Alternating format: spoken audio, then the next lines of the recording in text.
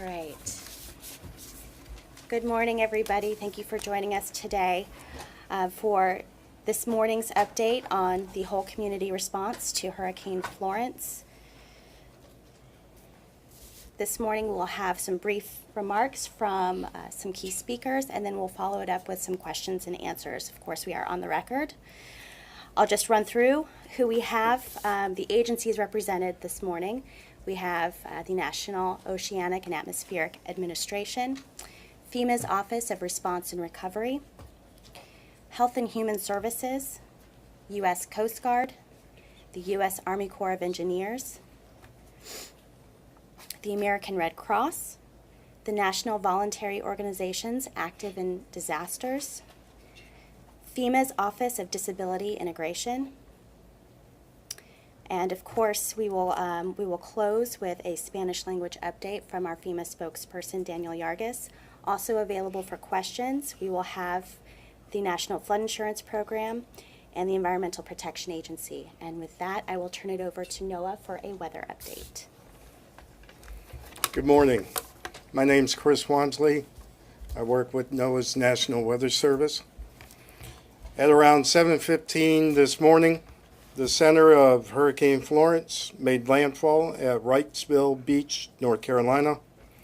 It is currently a Category 1 hurricane with 90-mile-an-hour winds, moving slowly at 6 miles an hour out of the west. Currently, there is a tornado watch in effect and will likely continue into tonight. Storm surge along the Carolina coast will continue into Saturday and in some areas Sunday night and into Monday morning. Expect higher levels of higher tides during high tide cycles, and the next high tide cycle along the Carolina coast is around noon today, Eastern Time. I do want to emphasize that this is only the beginning. Florence is a very slow mover. We'll continue to trek along the North Carolina and South Carolina coastline for the next 24 to 36 hours. It will not get to Columbia, South Carolina until Sunday midnight morning. We've already seen a foot of rain just north of Wilmington area.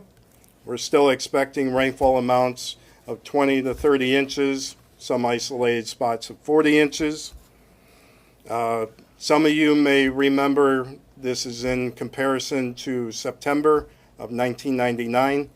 The first half of that month of that year, we had Hurricane Dennis and Floyd that produced around the same amount of rainfall that we are anticipating with Florence. The only difference is back then it was within 14 days, and we're looking at the same amount of rainfall in 3 days. Some of the river levels are going to be forecast to exceed the historic levels, and some of those were during Hurricane Floyd. We must emphasize for your own safety, to not drive where water covers the roadways, especially at night. A lot of the flooding is going to start in the river stem levels later on tonight near the coastline and increase Sunday into Monday further inland. Always remember, turn around, don't drown. That's the main thing that we always say. Concern beyond that continues with the track as it moves into the Appalachians Sunday into Monday, and also into the Mid-Atlantic region early next week. Due to the recent rainfall we've had over the last couple of weeks, it will not take that much rainfall for additional flash flooding to occur in these areas. 1 to 3 inches in a couple hours will lead to flash flooding. Not as much as the main step rivers as we anticipate over the Carolinas. And finally, the National Hurricane Center's next update will be at 11 o'clock a.m. Thank you. Good morning. Neil Jacobs from NOAA. In addition to forecast and decision support from the National Weather Service, NOAA deploys assets to support recovery and response. NOAA's navigation response teams are pre-staging to assist in reopening ports as soon as possible. The National Geodetic Survey has aircraft on standby to support FEMA overflights for affected areas. NOAA's Office of Response and Recovery is also on standby to assist the Coast Guard in any possible chemical or oil spills. The SARSAT system is actively providing distress and specific location information to the Coast Guard. NOAA is working with local emergency managers and industry to help amplify our forecast message, including working through over 8,000 Weather Ready Nation ambassadors. Although the storm has made landfall, our work is not done. I want to say thank you to our hardworking team, from the response and recovery personnel across NOAA to our reconnaissance crews in the Office of Marine and Aviation Operations. And additionally to the National Weather Service and National Hurricane Center employees who've been working 24/7 shifts. Many of these individuals have been sheltered in place for many days. Thank you. Good morning. Again, my name is Jeff Byard. I'm the Associate Administrator for Response and Recovery. I want to start this morning by again thanking the media and our partners. You've done a tremendous job in helping us amplify the message of how serious and the potential deadly this storm is and will continue to be. As our partners at NOAA and the Weather Center just briefed, this is not the end of it. 24 to 36 hours remain of a significant threat from heavy rain, heavy surge, not just in North Carolina, but obviously down as we move into South Carolina. The message was very much amplified last night again through our media partners. Things like that I witnessed firsthand about, Category 3 to Category 2, Category 2 to Category 1. It was very clear that that's a wind indicator, not a surge and rain indicator, which has not dropped, as you can see. So, again, want to thank your part of being a part of our team as far as getting that message out and to evacuate. We stand ready to support our state and local first responders. There are many areas that are currently, in the heart of the storm, and there are many areas that will be as the day moves through today, tomorrow, and through the weekend. As you know, there are certain areas that where our first responders, it is not safe for them to respond, and we fully support that, by all means. So those citizens that did not heed the evacuation warnings, it's time to stay where you are. Do the best you can to protect yourself and property and your family. We are in constant contact with both North Carolina, South Carolina, and also Virginia. There at the state level, we also have teams that are embedded at our state emergency operations centers and are in contact with our local emergency managers. Both states have activated their National Guard as well as their emergency operations plan. As you know, our National Guard does tremendous work across our nation, and they just do a wonderful job both at the national level and also their state duty of protecting the citizens of their representative states. We've also partnered with our good friends and partners that you see on the stage, but heavily engaged with Department of Defense as we get ready to respond to this. We have what we need. We have what we need staged throughout the area, both as far as manpower and teams, as well as commodities, resources, communications. We've also heavily engaged with our partners at the private sector. Our focus, as you can see, priority is going to be life-saving, but on the monitors, it's also the effort's going to be stabilizing the critical lifelines in a very expedited manner. I have to reiterate, we have to set those expectations. This is going to be a duration. Power will be off. Infrastructure will be damaged or destroyed. Homes will be damaged or destroyed. So we need your help in level setting those expectations to our citizens and to our state and local governments. Heed local warnings. I can't emphasize that enough. Heed your local and state warnings. Protect yourself, protect your families. Don't put our first responders' lives in jeopardy. Do what you need to do as part of the team as well. And that message is to our citizens, both impacted currently and that will be impacted by the effects of Hurricane Florence. At this time, I want to turn it over to a good partner and a dear friend, Dr. Bob Catlick with the Health and Human Services. Thanks a lot, Dr. Jeff. Catlick, thank you.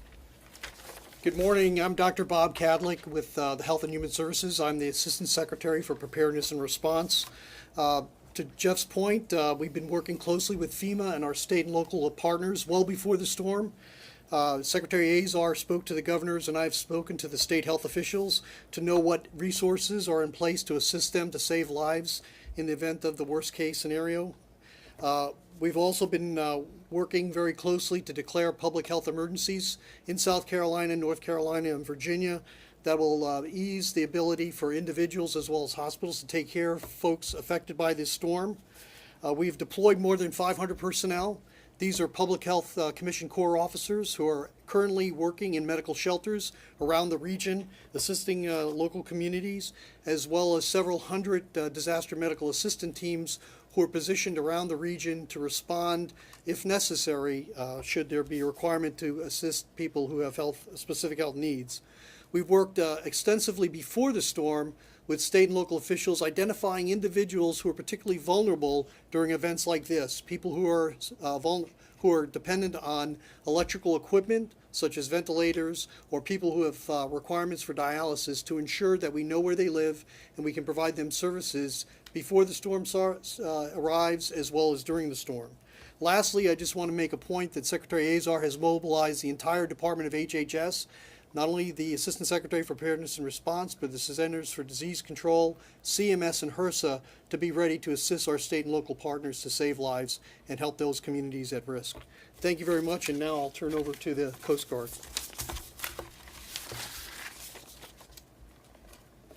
Thank you, sir. Good morning. My name's Rear Admiral Meredith Austin with the Coast Guard. The safety of the people in the hurricane's path, as well as our own members and their families, remain our top priority, and we're continuing to work in close concert with FEMA, Army Corps, and our other federal, state, local, and private sector partners.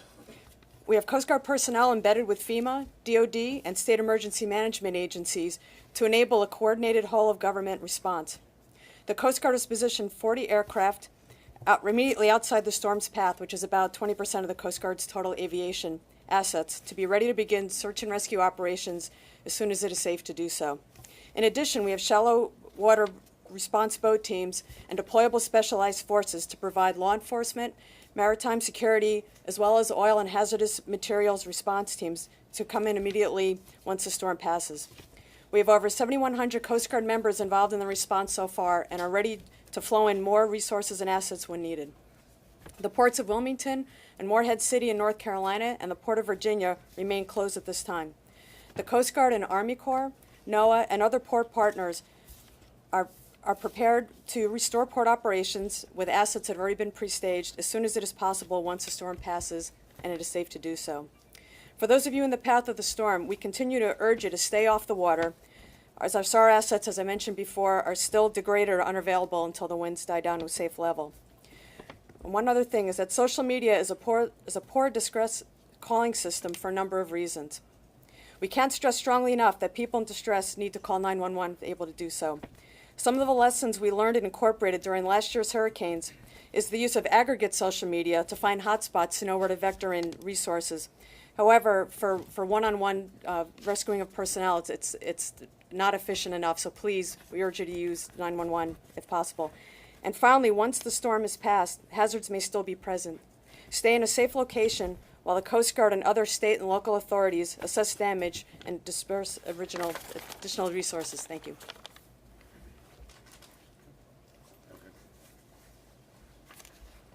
Hey, good morning. My name is Ray Alexander. I'm from the headquarters, U.S. Army Corps of Engineers. I'm the Director of Contingency Operations. I'm here today to talk about the Corps' preparedness to respond under Emergency Support Function 3, Stafford Act, in support of FEMA and our state and local partners. But first, I'd like to mention the support the Department of Defense is providing, as Mr. Byard highlighted. The Department of Defense and Army have deployed over 9,700 personnel. That's active and reserve component, and Department of the Army, Department of Defense civilians. In addition, key equipment has been positioned in the area. Vehicles capable of transiting high water, fixed-wing aircraft, rotary wing, both light and heavy. Helicopters have been positioned, in addition to amphibious vessels that are in the Army's inventory. To date, the Department of Defense has received over 25 mission assignments at $81 million. As far as the Corps is concerned, the Corps is in position and prepared to respond now. All our key leaders are located within the Carolinas. Today, our Deputy Commanding General for Civil Emergency Operations, Major General Spellman, is working his way to North Carolina, where he will link up with our Wilmington District Commander, Colonel Rob Clark, and they will engage at the State Emergency Operations Center and meet with key federal, state, local, other federal agency partners. In addition, Brigadier General Diana Holland from our South Atlantic Division, she will be forward as well in both South and North Carolina today. To date, the Corps has over 15 mission assignments, $5.3 million, and additionally over $1.3 million of our own flood control coastal emergency funds that allow us to prepare for and respond to flooding. In terms of missions that we expect to execute, temporary power is probably job number one we anticipate. And with that, we have our specialized power planning and response teams in position in both North Carolina, South Carolina, Virginia if needed.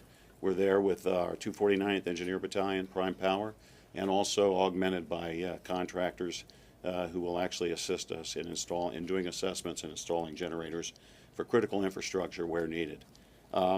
We are prepared to do infrastructure assessments of critical facilities in collaboration with EPA. Assessments on water or wastewater will be conducted. And then we're prepared to conduct other missions as assigned: debris, housing, temporary roofing, missions that we normally do in these types of events. Additionally, we have flood fight teams in position in the area and material to mitigate areas that we know that are going to flood, or be able to quickly respond areas where flooding is occurring. As far as dams are concerned, I think I briefed yesterday, the Corps has 5 dams in Virginia and North Carolina. All those dams have sufficient capacity to receive the amount of rainfall based upon the prediction and also the projected path of the storm. And then there are other federal dams, specifically dams on Fort Bragg, North Carolina, Fort Jackson, South Carolina. We have personnel there on both garrisons prepared to offer technical subject matter expertise and respond if necessary. We do not anticipate any of these dams failing of any kind or dangers downriver. And then there are state and local dams and private sector dams as well. We'll be monitoring the status of those dams, but those are actually controlled and managed, again, by state, local governments.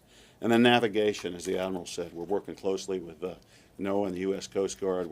Our survey vessels, our dredges, they're in safe harbor now.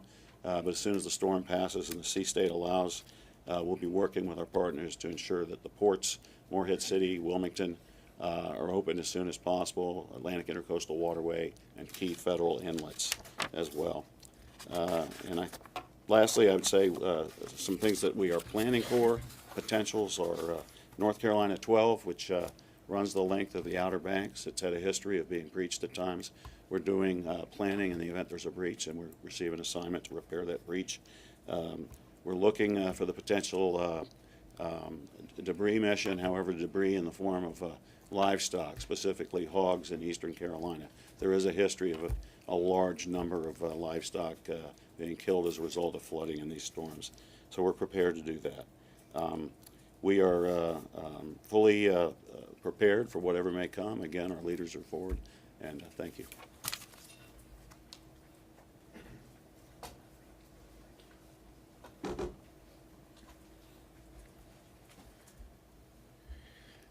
I'm Charlie English with the American Red Cross, and I'd like to highlight a family reunification website that we operate in case you have been separated from your family, or if you're concerned about whether your family is okay or not. And you can get to that Safe and Well website at redcross.org, and under the Get Help tab, it will direct you to where you can post a message about being safe and well in a certain location.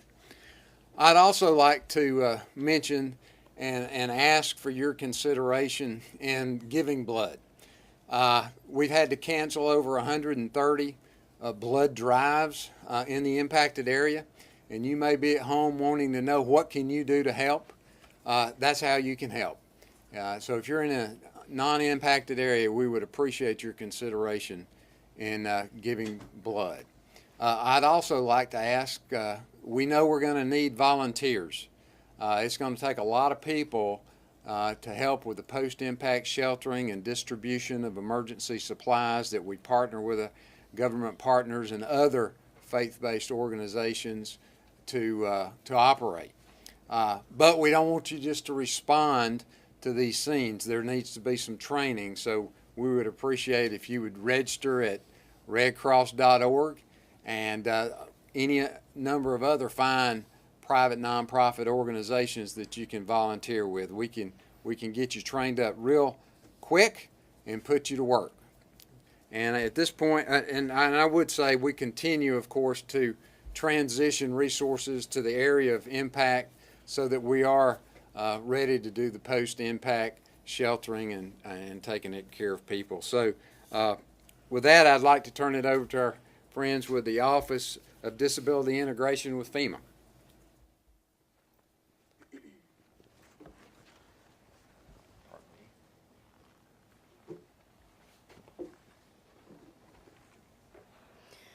Good morning. Today, FEMA's Office of Disability Integration and Coordination remains focused on life safety for people with disabilities who've been impacted by Florence. Together with the Red Cross and HHS, we're watching New Bern very closely because that county has the highest population of people with disabilities in the impacted areas. North Carolina has requested 2 EMAC FAST teams. FAST teams are basically teams that go in to assess shelters to ensure that they can meet the needs of people with disabilities who are going to be there.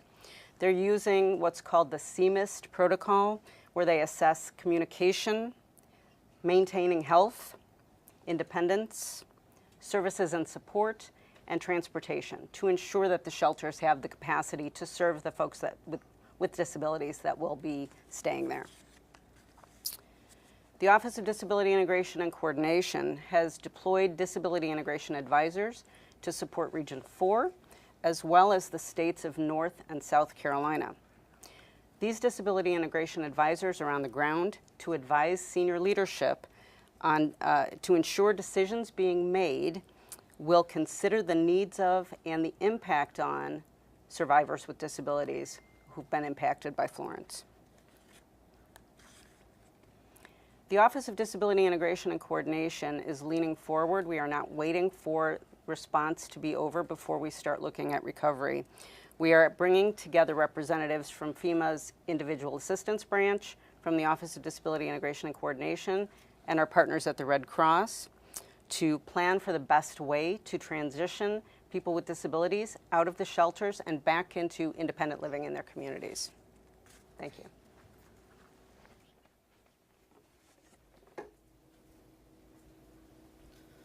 Good morning. My name is Greg Forrester. I'm with the National Voluntary Organizations Active in Disaster. We're the largest association of disaster nonprofits in the nation. We're made up of 68 national member organizations, and then we have an organization in every state and territory. For the last 4 days, we've been working alongside of FEMA and State Emergency Management to make sure that our organizations are staged and ready to respond as soon as the storm clears. What we are is members of each and every community that's been disaster affected. 75% of our members are faith-based organizations with locations in each community across the nation. Right now, we're waiting for the storm to clear, but many of our organizations like Red Cross, Salvation Army, Southern Baptist Disaster Response are already engaged in housing and feeding missions for those that are sheltering. When the storm clears, our organizations will then stand up to go ahead and further that mission. We will also be engaged in cleanup work and other responses as needed. Right now, we're concentrating on volunteering and donations. We know that this nation is one that volunteers very readily. Sometimes those volunteers come in a form that we can't utilize them right away. So what we're asking for is go to our website, www.nvoad.org. We have a means by which you can go ahead and register to volunteer in each state that's been disaster affected. We also have a donations portal that's on there. We ask that for those donations, we're looking at just corporate in-kind donations to come through for things that we know are going to be needed. The best donation is cash. What we have found is as many disasters, things arrive into the disaster zone, we end up spending much more time working on donations than we do actually working with survivors. And so we ask that you don't do any clothing drives or any of those kinds of things at this point in time. We will let you know as far as what the needs are in the field. What we do know is commodities have been staged extremely well with FEMA and with our state emergency management partners. We are engaged and embedded within every state emergency management office and also here at FEMA at headquarters. Again, looking to volunteer, go to the website. As Mr. English stated, the Red Cross is an excellent organization to go ahead and volunteer with. You can go to our website and find all the other organizations on how you can affiliate with them so that you are prepared to respond in a coordinated way as we bring response and recovery to these disaster-affected communities. Thank you.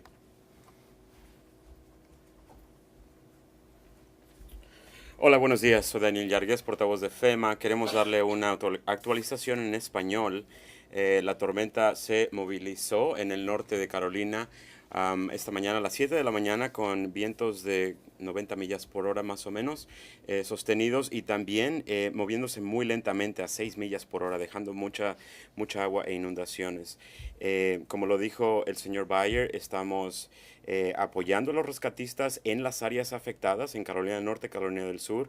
Tenemos equipos de búsqueda y rescate y nuestra prioridad es salvar vidas. Es lo que queremos hacer y estamos trabajando muy duro con las autoridades locales y estatales para poder salvar vidas y que las personas estén sanas y a salvo. Bueno, también continúa nuestra coordinación con las autoridades locales y estatales, ya que tenemos equipos en los centros de operaciones de los estados de Carolina del Norte, Carolina del Sur y Virginia, también listos para apoyar con las necesidades que puedan tener los estados. Continuamos también la coordinación aquí en nuestras oficinas de Washington, D.C., en nuestro Centro de Operaciones Nacional y los centros de operaciones de la región 4 que están en Atlanta y en la región 3 que están en Filadelfia también. Y con equipos de la Guardia Nacional, ya que también ellos son un socio de nosotros, y también con equipos del Army y del Departamento de Defensa. Mensaje también de nuestros colaboradores y socios. Si quieren ayudar, ser voluntarios, a veces la mejor forma de hacerlo es por medio de dinero en efectivo, ya que cuando las personas mandan cosas, a veces se tardan más en tratar de ver para dónde tienen que ir esos artículos. El dinero en efectivo llega mucho más rápido y más eficiente a las personas impactadas, o si quieren también ser voluntarios para ayudar a las personas que fueron afectadas, también les pedimos que hagan eso y que tengan mucha paciencia.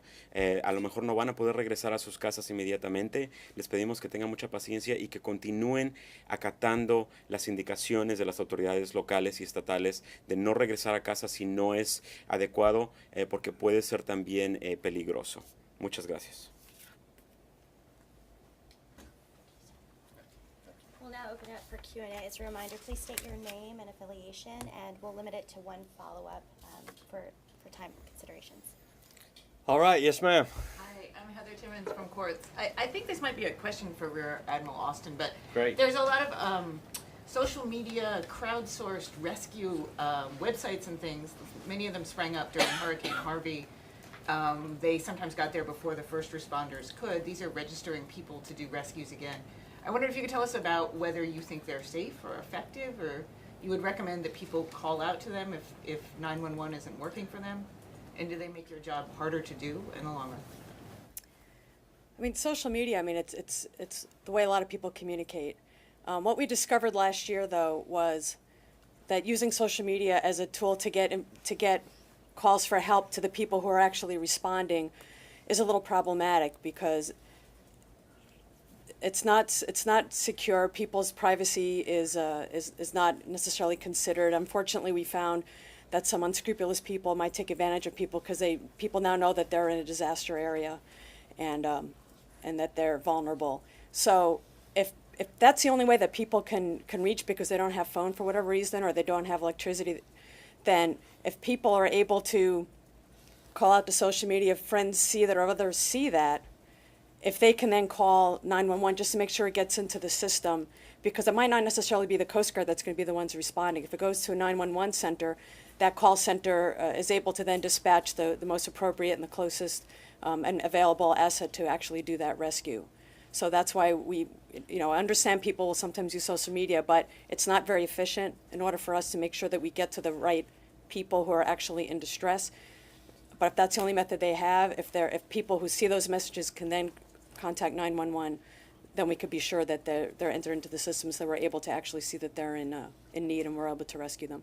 And what about some of these civilian rescue networks? There's something called crowdsourced rescue, and right now they're registering people who want to do rescues. Is that effective?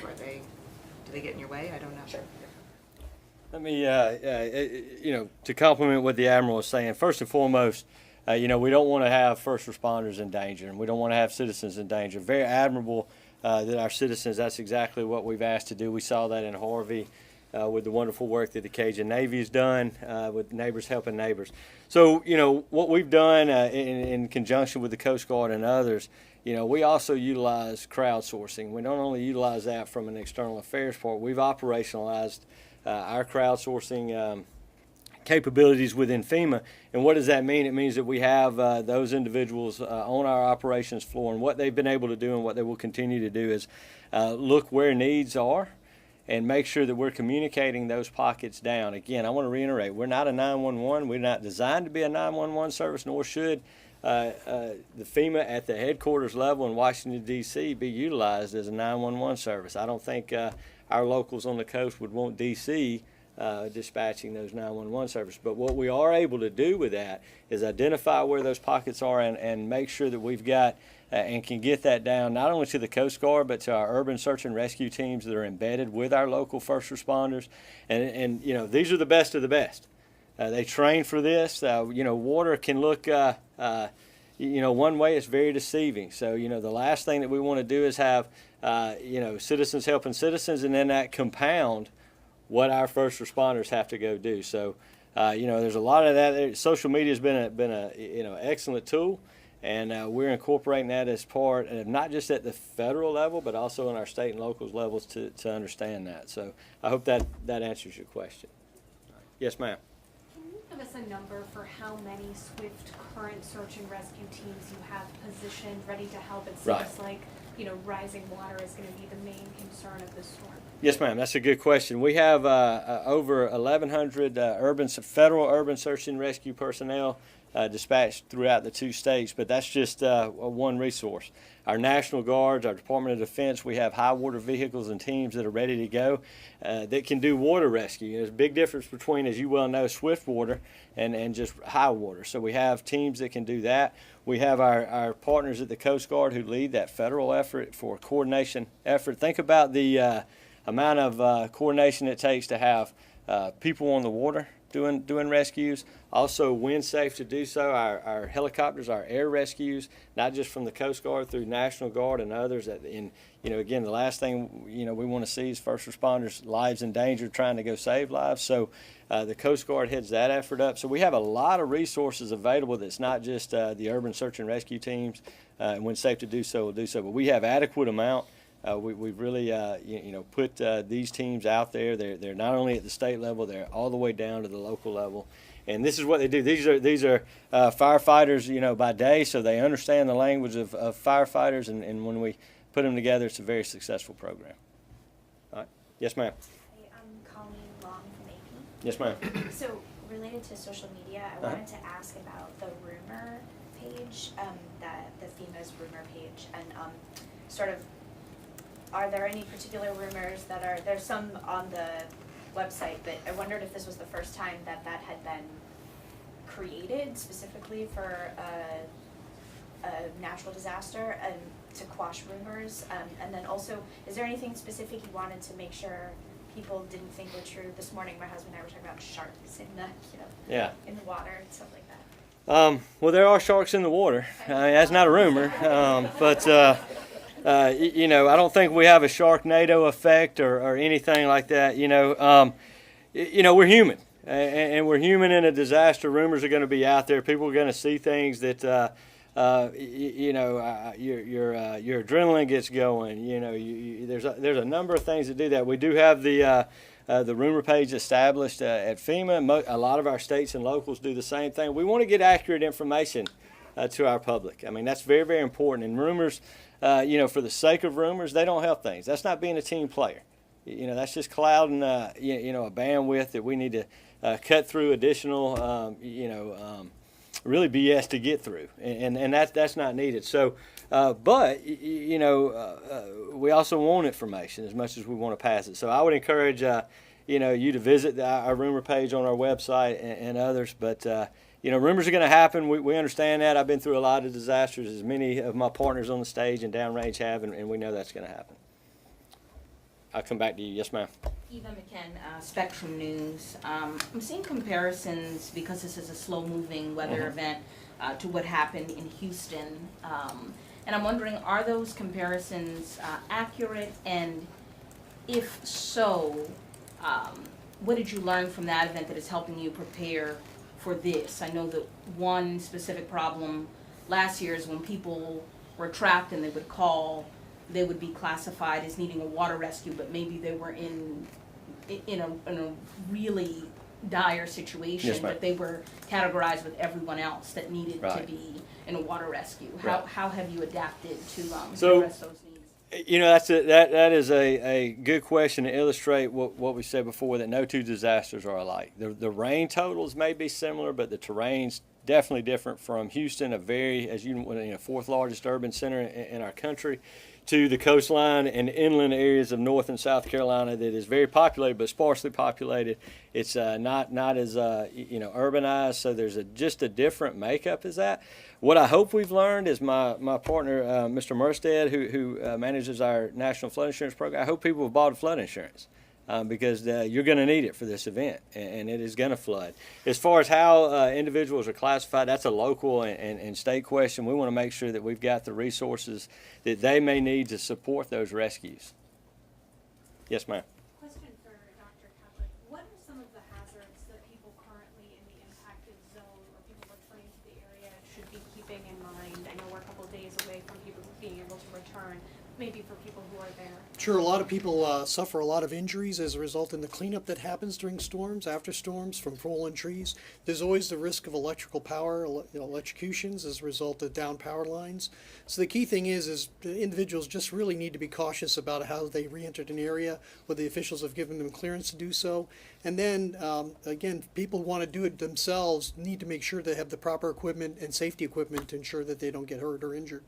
So those are very commonly the kinds of injuries. Longer term, there's always the risk of, let's say, fungal growths or something in hot, humid areas that can cause respiratory or exacerbation of respiratory illnesses. But there are a whole variety of injuries that can happen. I guess the key thing here is for people to kind of monitor themselves, their families, watch what they're doing, and listen to the officials in terms of when it's safe to return to their homes and to their local areas. All right. Any additional questions?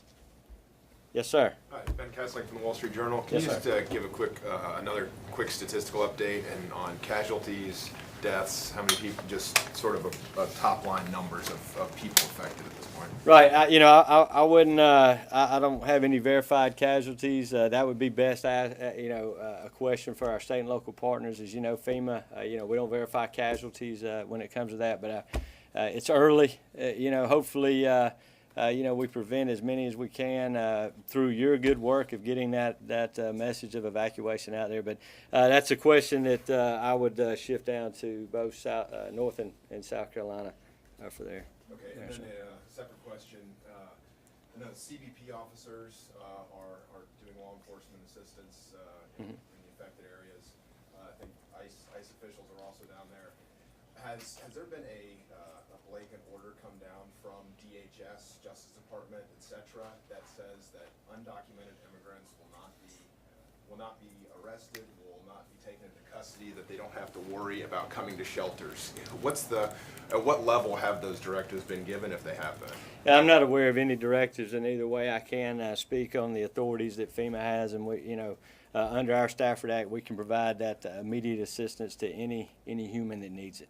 So is there, that means that there are no guarantees that undocumented immigrants will not be taken into custody, arrested, face deportation if they go to I'm not going to say, I'm not going to use the terminology guarantee. What I'm going to say is we're going to help any human that needs help in this situation. For your specific questions, that would be best directed to the department, or we can get with external affairs and do that, because I don't want to speak on orders, directives that that I've not seen or been So privy there's to. no cross, there's no kind of cross-departmental coordination on this. The So FEMA can't cross-departmental speak out. coordination on this is about saving lives for Florence. And there's a good cross-department coordination. We are, and not just cross-department, as you can see up here, cross-agency. So that's our focus. And again, any other questions on that, I would ask that you ask for the. That's understandable. The cross-department focus is to save lives. There's also people out there who are concerned that if they go If you to- have a need, let me make this clear. If you have a need or your life's in danger,